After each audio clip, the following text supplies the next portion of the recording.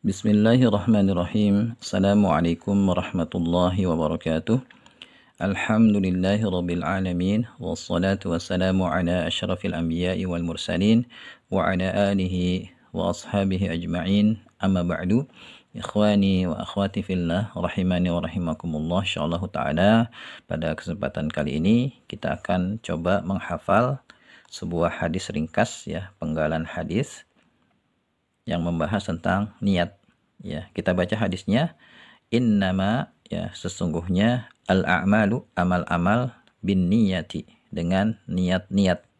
Atau biasa diterjemahkan sesungguhnya amalan itu tergantung niatnya. Ya, biasa terjemahannya seperti itu. Terjemahan bebasnya seperti itu yang biasa kita dapatkan di kitab-kitab terjemahan hadis, ya. Wa innama, dan sesungguhnya likul limriin, bagi setiap orang, manawa, ya, akan mendapatkan apa yang dia niatkan. Jadi innamal a'malu binniyat, sesungguhnya amalan itu tergantung niatnya. Wa innama likulli imri'in ma nawa, dan sesungguhnya, ya, bagi setiap orang akan mendapatkan apa yang dia niatkan. Ya, terjemahan bebasnya seperti itu. Adapun kita coba untuk terjemahkan per kata, ya. Innama ini tersusun dari dua kata, inna dan ma. Inna artinya sesungguhnya, ya, dan dia termasuk huruf taukid dan huruf nasab, ya, harfu taukidin wa nasbin. Disebut huruf taukid karena dia fungsinya adalah memberi penekanan pada kalimat setelahnya. Disebut huruf nasab karena dia fungsinya adalah menasabkan mubtada dan merofakkan khabar. Ya, misalnya ada kalimat mubtada khabar, al masjidu kabirun. Tapi kalau dikasih inna, innal masjida kabirun jadinya. Gitu, ya. Kemudian ma di sini huruf, ya, ma di sini huruf dikenal dengan istilah harfun kafun, huruf pencegah. Kenapa disebut huruf pencegah? Karena dia bisa mencegah inna dari beramal. Yang tadinya inna amalannya menasabkan mubtada dan merofakkan khabar, tapi kalau dia bersambung dengan huruf ma ini, ya, maka nanti amalannya jadi batal, sehingga dia tidak lagi menasabkan mubtada dan merofakkan khabar. Ketika di depannya nanti ada mubtada dan khabar, maka mubtada tetap marfu, khabar juga tetap marfu, gitu. Ya. Dan innama, lafadz innama ini biasa digunakan untuk membuat kalimat pembatasan yang maknanya hanyalah.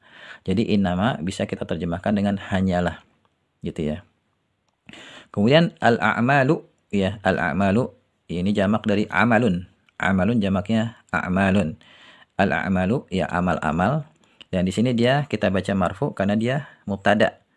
Ya, walaupun di awalnya ada inna, tapi karena ada huruf ma di situ, maka inna tidak lagi, ya, menasabkan mubtada, sehingga al-a'malu kita baca marfu, dia sebagai mubtada. Kemudian bin niyati, ya, bin niyati huruf ba, ya, huruf jar. Di sini kita menyebutnya huruf ba, walaupun nulisnya bi, ya, karena nanti ada kaidah, kalau ada kata yang tersusun dari satu huruf hijaiyah, maka kita sebut dengan namanya. Jadi kita nggak menyebutnya huruf bi, tapi huruf al-ba'u, gitu.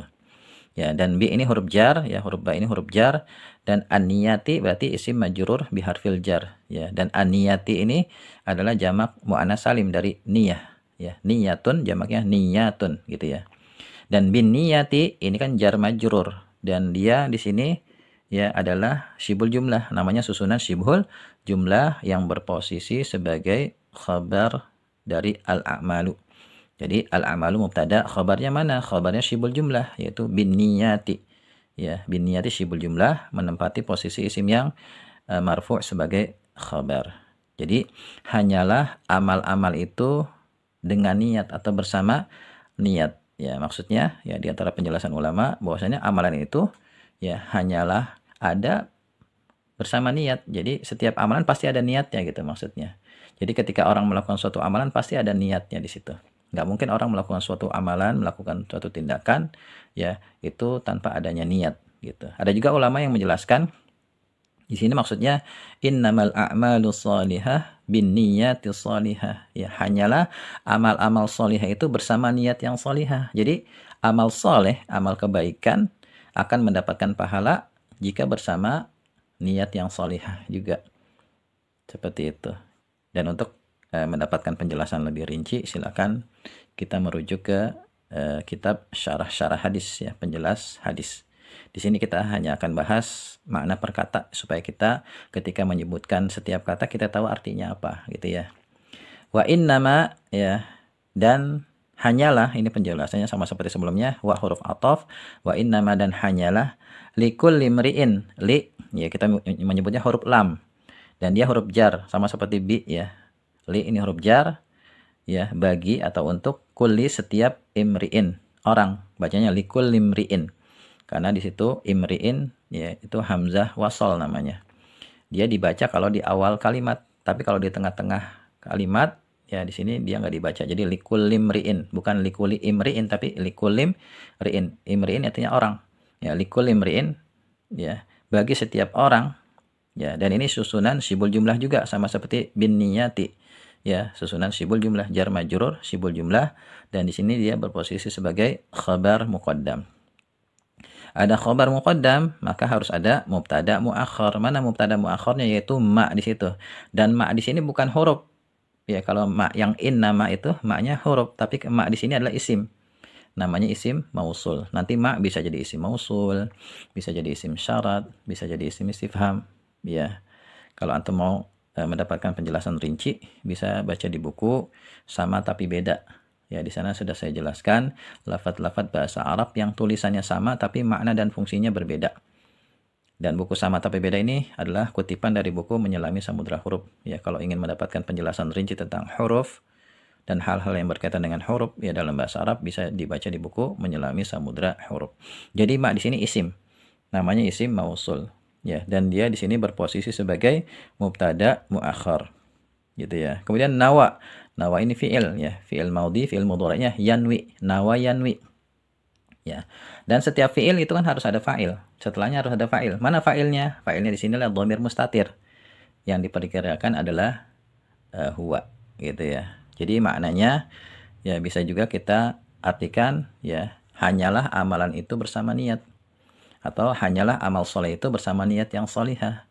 Dan hanyalah setiap orang ya akan mendapatkan apa yang dia niatkan, akan mendapatkan balasan, mendapatkan pahala sesuai dengan apa yang dia niatkan. Kemudian rawahul Bukhari wa Muslimun. Rawahu ya berasal dari kata rawa. Rawa dan hu gitu ya. Dua kata. Rawa ini fi'il maudhi ya, fi'il mudhari'nya yarwi. Rawa yarwi ya, fi'il maudhi. Kemudian hu ya dhamir ha. Kita nyebutnya ha ya, karena tersusun dari satu kata ya. Jadi bukan hu tapi al-ha'u gitu ya. Jadi ha di situ adalah dhamir muttasil namanya. Ya, pembahasan tentang dhamir lebih rinci bisa dibaca di buku yang sudah saya susun juga ya. Mengenal dhamir lebih dekat. Di situ sudah saya jelaskan macam-macam dhamir. Ya, insya Allah sangat bermanfaat untuk para pelajar pemula. Jadi ha di situ adalah dhamir muttasil yang menempati posisi isim yang mansub sebagai maf'ul bih. Ya, kemudian al-Bukhari fa'il dari rawa. Wa Muslimun wa huruf ataf, kemudian Muslimun ini ma'atuf kepada al-Bukhari ya, ma'atuf kepada fa'il. Ya, demikian ya pembahasan kita hari ini ya. Ini hadis ringkas, ini kutipan dari hadis, saya ambil dari hadis arba'in ya, nomor 1. Masih ada lanjutannya, tapi di sini saya ambil cuma 2 kalimat aja karena ini yang sering diucapkan ya ketika kita ingin berdalil tentang pentingnya niat dalam setiap amalan gitu ya. Jadi kalau kita ingin beramal solih ya, maka niatnya juga harus solih. Nggak bisa kita misalnya beramal solih tapi niatnya nggak solih, nanti nggak akan mendapatkan pahala gitu. Karena syarat diterimanya ibadah itu kan ada 2. Pertama niat yang ikhlas, dan kedua itu harus sesuai dengan petunjuk syariat, sesuai dengan apa yang diajarkan oleh Rasulullah SAW. Nah, untuk syarat yang kedua insya Allah akan kita bahas pada hadis berikutnya. Barangkali ini ya yang bisa kita bahas, semoga bermanfaat ya. Wallahu a'lam bishawab. Subhanakallahumma wa bihamdika asyhadu an la ilaha illa anta astaghfiruka wa atubu ilaik. Assalamualaikum warahmatullahi wabarakatuh.